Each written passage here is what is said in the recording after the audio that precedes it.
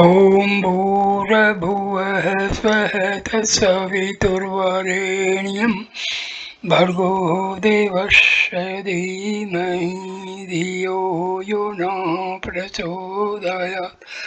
Om Shanti Shanti Shanti. Namaskar, my dear friends. I am going to make this video on teachings of Annamalai Swami, a direct disciple of Bhagavan Sri Ramana Maharshi. I start the video. Annamalai Swami was born in 1906 and took Mahasamadhi in 1995 at the age of 89. Since his childhood had a natural inclination towards spirituality, he came to Bhagavan Sri Ramana Maharshi in 1928 and got a job with the Ashram. After being closely involved in many construction projects for 10 years under direct supervision of Sri Ramana, he shifted to Palakotu near the ashram to live alone and meditate. In 1928, a wandering sadhu gave me a copy of Upadesa Undiyar by Sri Ramana. It contained a photo of the Maharshi. As soon as I saw the photo, I had the feeling that this was my Guru. Simultaneously, an intense desire arose within me to go and see him. That night I had a dream in which I saw the Maharshi walking from the lower slopes of the hill towards the ashram. Next morning I decided to go and have his darshan. Having arrived at about 1 p.m. when I approached the hall, a part of the dream I had repeated itself in my real life. I saw Bhagwan walk down the hill as I had seen in the dream. When I sat down and Bhagwan gazed at me in silence for about 10 to 15 minutes, I had a great feeling of physical relief and relaxation. It was like immersing myself in a cool pool after being in the hot sun. I asked for permission to stay, which was granted, and I got a job as Bhagwan's attendant. At that time, Annamalai Swami was doing the job by himself. About 10 days after my arrival, I asked Bhagwan how I could attain self-realization. He replied, if you give up identifying with the body and meditate on the self, you can attain self-realization. As I was pondering over these remarks, Bhagwan surprised me by saying, I was waiting for you. I was wondering when you would come as a newcomer. I was too afraid to ask him how he knew or how long he had been waiting. But I was delighted to hear him speak like this because it seemed to indicate that it was my destiny to stay with him. A few days later, I asked scientists have invented and produced the aircraft which can travel at great speeds in the sky. Why do you not give us a spiritual aircraft in which we can quickly and easily cross over the sea of samsara? Bhagavan replied, the path of self-enquiry is the aircraft you need. It is direct, fast and easy to use. You are already traveling very quickly towards realization. It is only because of your mind that it seems that there is no movement.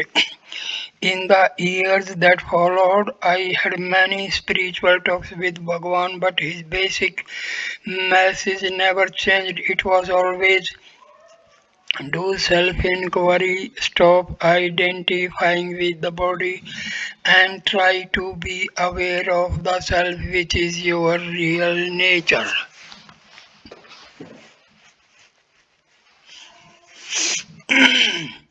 When I first came to the ashram, there were still some leopards in the area. They rarely came into the ashram, but at night they frequented the place where Bhagwan used to urinate. Once when a leopard appeared, he was not in the least afraid. He just looked at the leopard and said, Poda, go away, and the leopard walked away. Soon after I came, I was given a new name by Bhagwan. My original name was Sala Perumal.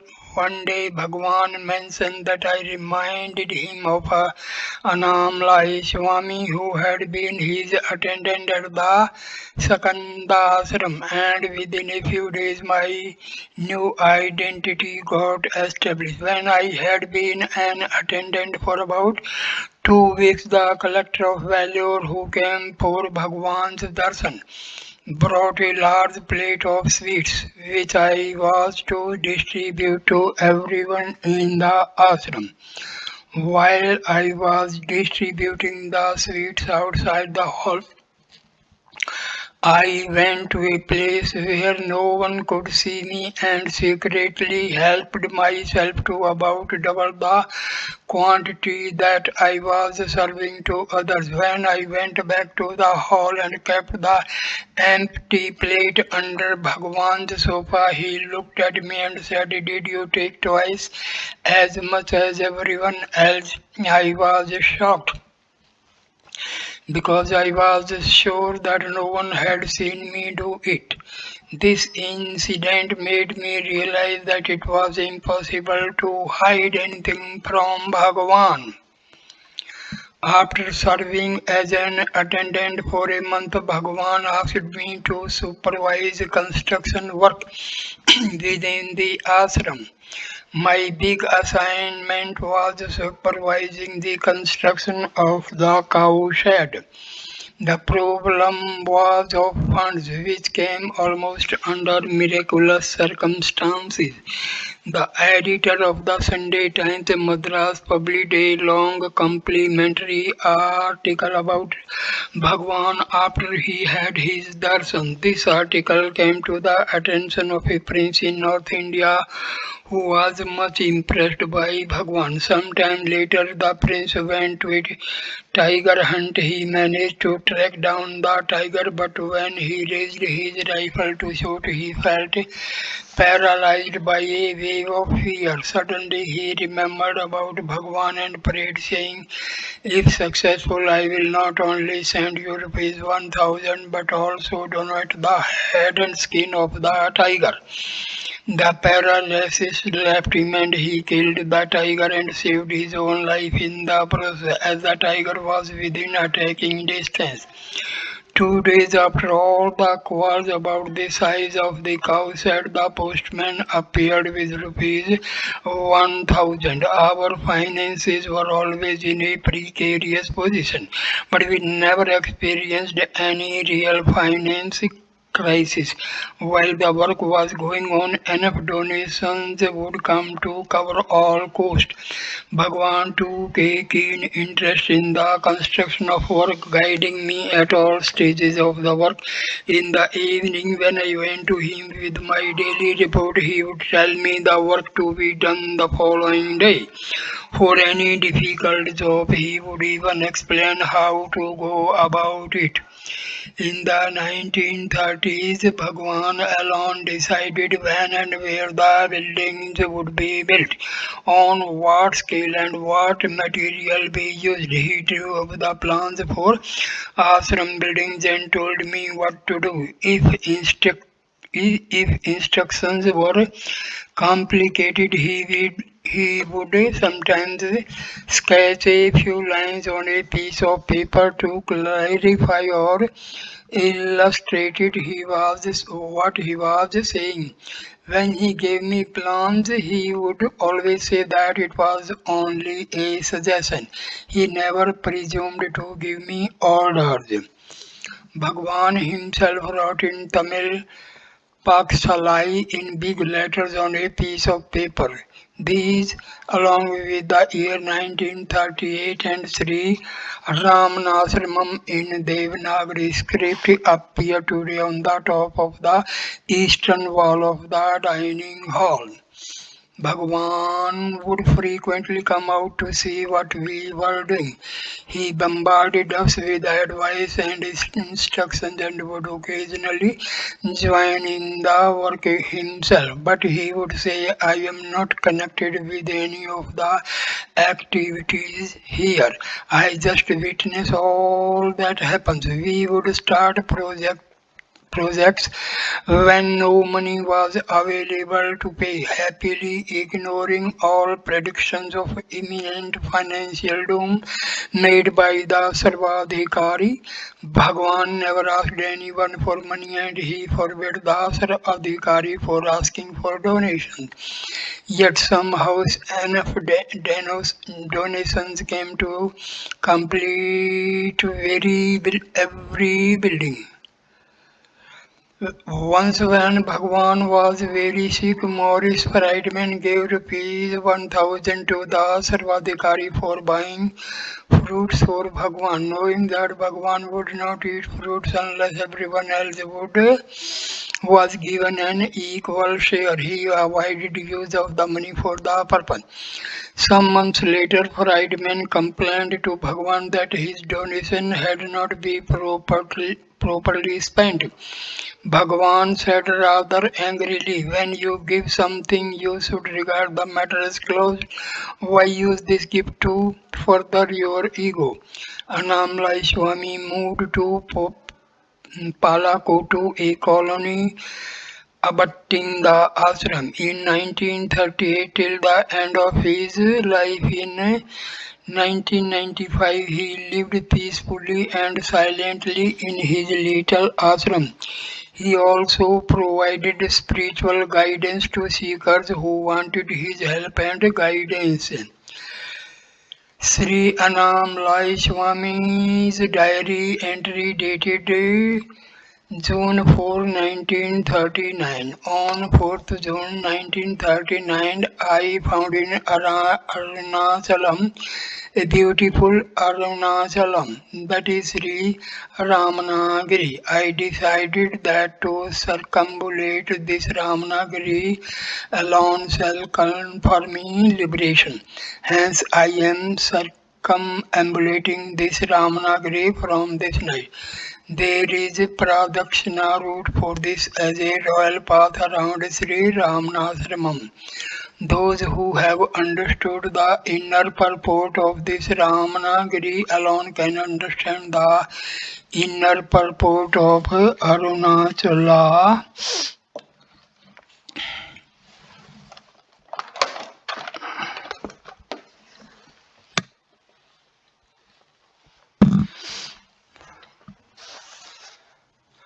What is special about this Ramanagiri?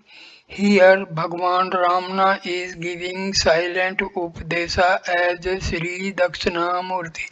Mother Ajagama, the power of grace, is having her temple as Sri Matru Bhuteswara. Jnana Ganga is always They are swelling. The goddess of wealth is dancing. Saraswati is singing Ramana Gitam. The crowds of holy cows are happily standing. The Brahmins are chanting Vedas. Anna Lakshmi, goddess of food, is taking care of all the devotees. The visiting devotees always call other devotees to come here. Siddhas are in the guise of servants and help you in everything. The Jnanis welcome you. The gods of silence prostrate his flower-like feet. The crowds of Rajas come and prostrate before this great Brahman, Sri Ramana Bhagavan, who is all these, is shining in all glory at the summit of the hill. There are people who are night blind, they do not know this Ramanagiri. They talk ill about him and eat the dust and die. Oh, oh, what to do? Oh, Ramanagiri, please open the eyes of these night blind. I seek, I seek only your eyes of grace. Like Vinayaka got the fruit of mango by circumambulating Shiva Parvati, I am circumambulating this Ramanagiri every night and get the mango fruit. People like me are sure to get this fruit of grace. If they do like me, this is the truth. Arunachala Shiva. Entry 18th January 1939 from Sri Annamalai Swami's diary. On this morning when Sri Bhagwan went for a stroll to the hill, I also accompanied him. He had on the finger of his left hand and also on the finger of his right leg some plasters. I asked him, Swami, has some knife cut you? Sri Bhagwan answered with a smile, no, only my hand went to the knife and my leg went to the stone. I laughed. On some day I asked Bhagwan, I am getting stomach pain often, hoping that he would prescribe some medicine. Bhagwan replied, what to do? This body is itself a big disease. One has to be still to cure this. All other diseases will then just go. You are telling me to whom call I tell my disease. Source Sri Ramana Nena Vogal Tamiz Sri Annamalai Swami Ashram Palakotu 1995 Arunachala.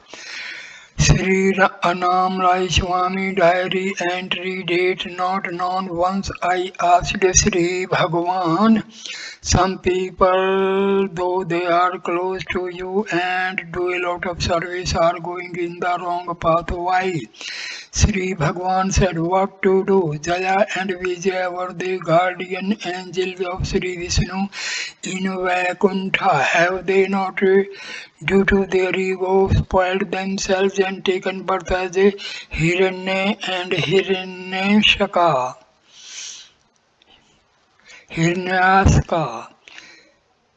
Source Sri Ramana Nina Vogal Tamiz Sri Annamalai Swami Ashram Palakotu 1995.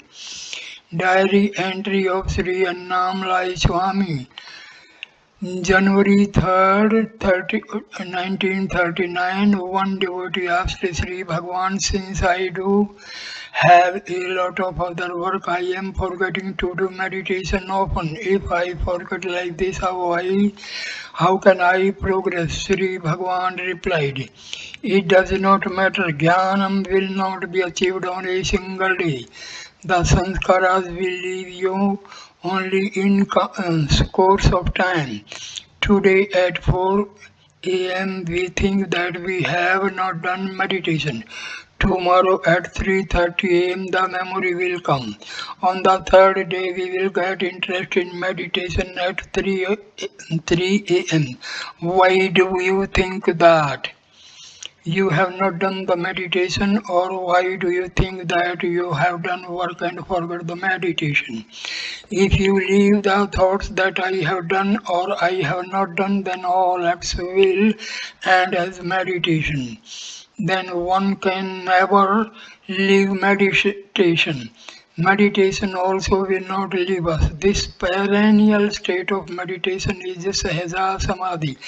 The same devotee asked a second question: could I have done enough punya merits in my previous birth? Sri Bhagavan's reply: Ah, if punyas had not been there, will such thoughts arise? Arunachala Shiva.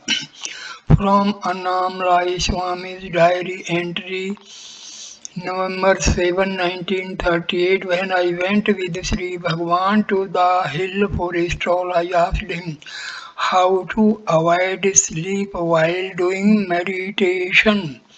Sri Bhagavan's reply: those who are meditating regularly should not do heavy physical work.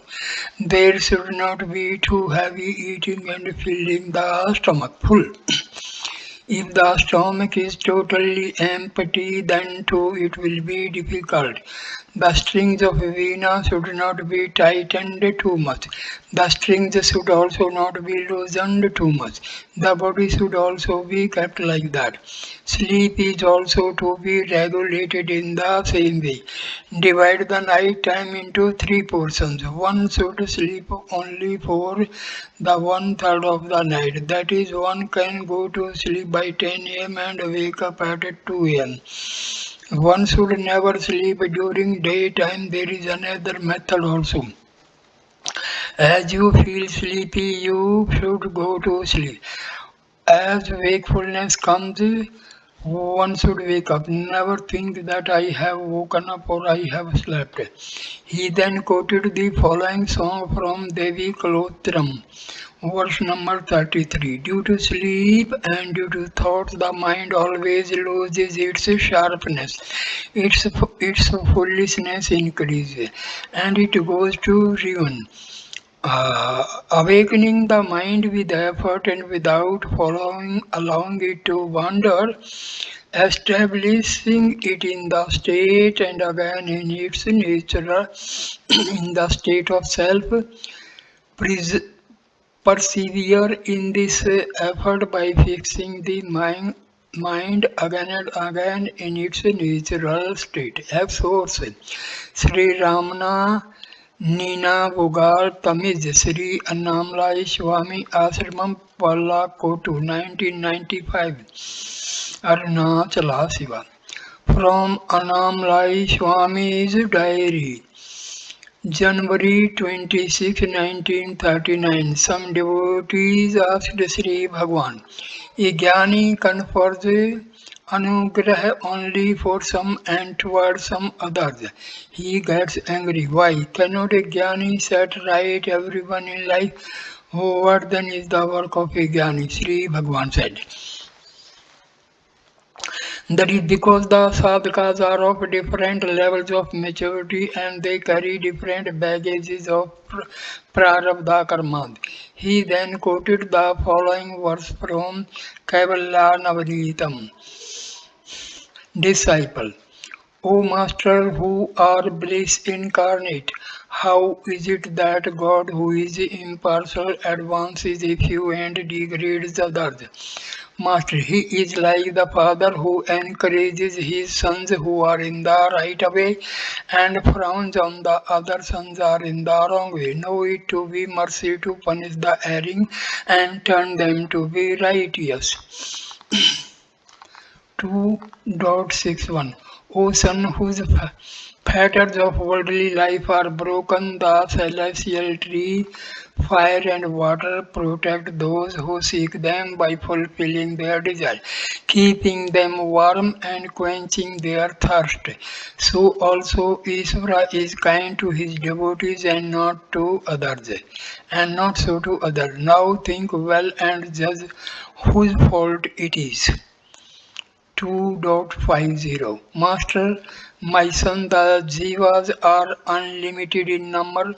capacity and kind, and their actions also are similarly unlimited.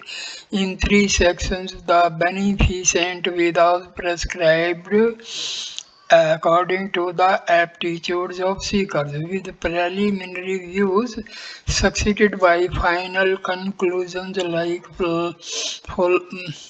flowers followed by fruits. 2, 2.59.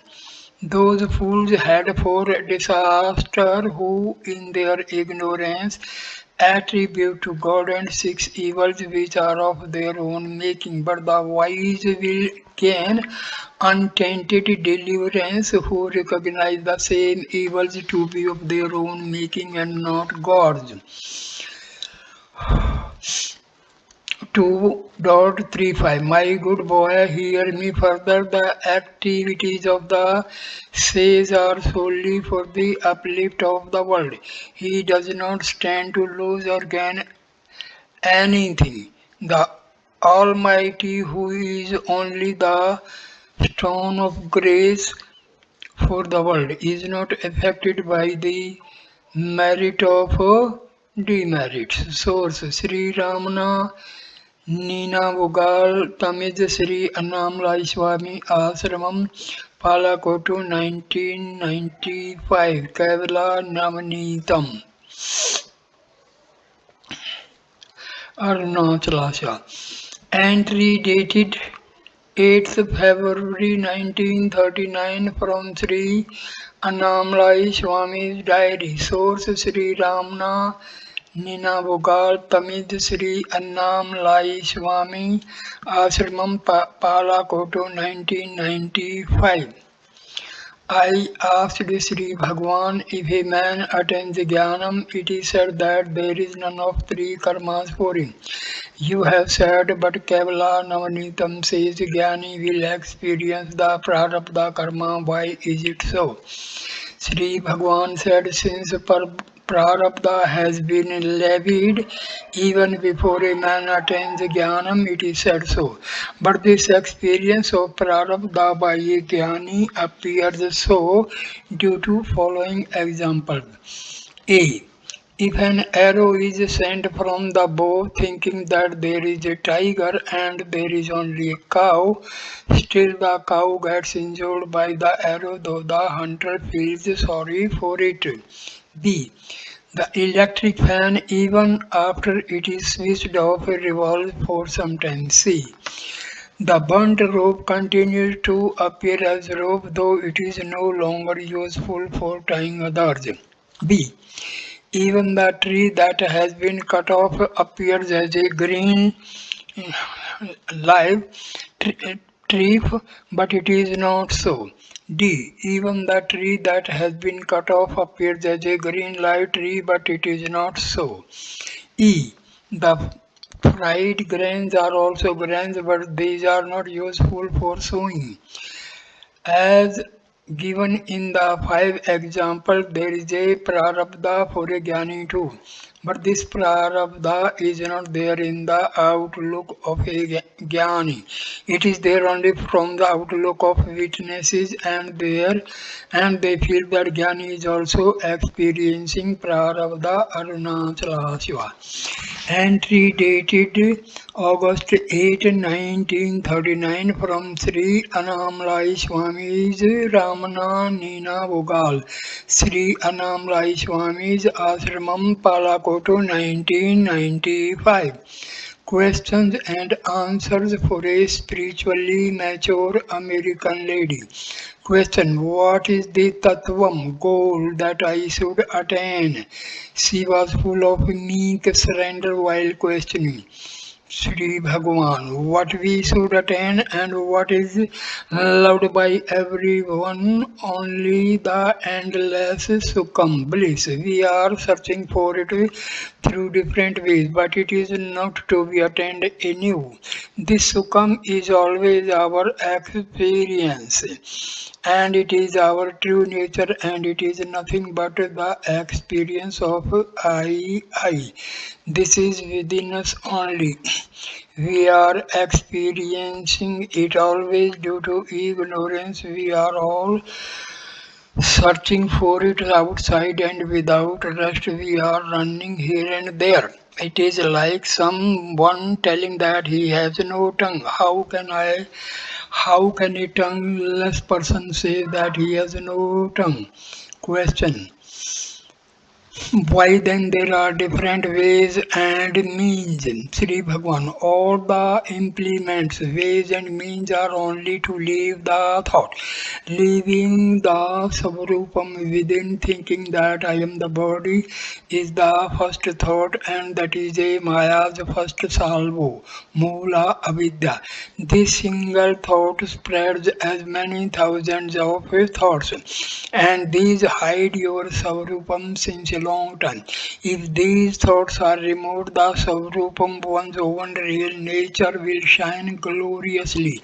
Then there is only Brahmananda and nothing else. Question. Right now, without the thought that I am the body, I am peaceful, is it the true state? Sri Bhagwan, yes, if this Shanti, peace, does not get disturbed after some time, it only means that the thoughts have not left you completely. Question. How these other thoughts be removed? Sri Bhagwan, you do the inquiry as to whom this the thought I am the body, and with the strengthening of this vichara inquiry it shall go. Arunachala Shiva. From the diary of Sri Annamalai Swami, Sri Ramana Nina next day, the American lady had again some doubt. She came to Bhagwan and asked some more questions. Question. How to see the God? What is the way? Sri Bhagwan, where to see the God? First of all, can you see yourself? If you can see yourself, then you can see God too. Can anyone see his own eyes? Just because he cannot see his eyes, can he say that there are no eyes? In the same way, one cannot see God. One cannot fail seeing God also. The way to see the God is only to vanquish the thought that God is different from you. To treat God as someone different is the biggest surprise in the world. There is no surprise equal to this. There is a story in a Chandogya Upanishad. A man in his house is sleeping on a cot with good beddings and comfort. He dreams. In the dream someone comes to him, throws some magic powder on his nose and make him faint. Then the sleeping person is left in a jungle with his eyes and hands tied. This person does not know how to return home. He walks on the stones and thorns and falls into a pit and weeps. One angel came and asked him, "O child, why are you weeping like this? Who are you? Where from you came? What is your name and town?" The person replies his name, town, and the details, and adds that someone came, made him faint through magic powder, tied his eyes and hands, and left him in the jungle. The angel removed his ties and then showed the way to reach his town. He followed the instructions, reached his town, and then his home and entered it. He saw the inner latches of the doors. The doors had not been opened at all. He found himself in the bed. He never went anywhere, nor did he return from the jungle. He realized that all these miseries came because of his deluded intellect.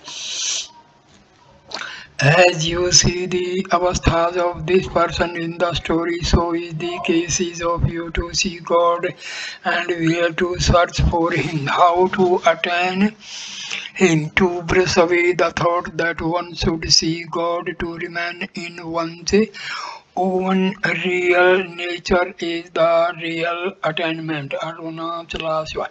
Diary entry of Sri Annamalai Swami, date not known, on January 7, 1938, in the night at about 7:30, two English ladies, MME Shupton and MME Batman Spelling, came with their friends and stayed in the ashramam for some days. They, while coming to have darshan of Sri Bhagwan, asked him, Sri Bhagwan also is like us. He eats like us, he speaks like us, he is always taking medicine for toothache. Then what is the difference between Sri Bhagwan and us? We do not know. Sri Bhagwan explained the difference between Jnanis and Ajnanis with some story. First story: a small boy asked his mother for giving food before he went to sleep. The mother told the boy, please wait, the rice is being cooked. Before the food was ready, the boy went to sleep. The mother woke up the boy and fed him, saying, see, this is rice and dal, this is rice and rasam, this is rice and buttermilk. The boy took 30 minutes and finished eating. Then he went to sleep again. Everyone in the family knows this. But the boy, after he woke up in the morning, asked his mother, Amma, why did you not give me food last night? Jnani is also like that. Second step, Jnani is like keeping away his mind on some other matter and listening to a discourse. Third, Jnani is like a sleeping person in a moving train. Fourth, two people slept in the same hall. One dreamed that both of them were running around jungles and meadows and suffering. The other slept nicely, but the other one who dreamed thought that the other man also suffered like him in the jungles. This is same as the states of Jnani and Ajnani. Fifth, Swami Ramatirtha was living on the first floor of his house and was doing japa. Shivoham, Shivoham. At that time, one Ajnani came to him. You jump from this first floor and then I shall understand the truth behind your japa. Swami Ramatirtha asked that Ajnani, where is up and where is down? In other words, Jnani sees everyone else as Jnani. The Ajnani sees everyone as Ajnani. 6. Where Ajnani is sleeping, the Jnani is keeping awake. Where the Jnani is sleeping, the Ajnani is keeping awake. 7. In a cinema show, the Jnani sees only the screen, the substratum. The Ajnani sees only the names and forms in the cinema. Sri Bhagavan took quite a good time in telling the story. The English ladies listened to him and thanked him and then left. Source Sri Ramana Nina Bugar Tamil Sri Annamalai Swami. Ashram Pala Kotu 1995 No Arunachala Swami. So my dear friends, here ends this video. This is a very rare video because many Annamalai Swami's diary entries are reproduced in this video. Please like, comment and share the video and subscribe the channel. Thanks a lot. Namaskar, my dear friends. Namaste. Namaste. Namaste.